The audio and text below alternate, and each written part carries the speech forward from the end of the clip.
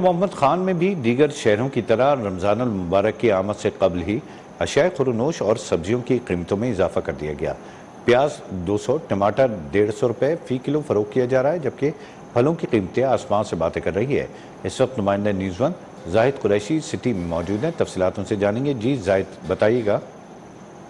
जी बिल्कुल, टंडो मोहम्मद खान में भी दिगर शहरों की तरह माह रमजान के करीब आते ही महंगाई का जिन जो है बेकाबू हो चुका है। मैं आपको बताता चलूं कि टंडो मोहम्मद खान में सब्जियों की कीमत आसमान से बातें कर रही है। सब्जियों की कीमत में बेताशा इजाफा देखा जा रहा है, जबकि टंडो मोहम्मद खान में प्याज की जो कीमत है 200 रुपये किलो फरोख्त की जा रही है, भिंडी 350 रुपये किलो, टमाटर 120 रुपये किलो फरोख्त की जा रही है।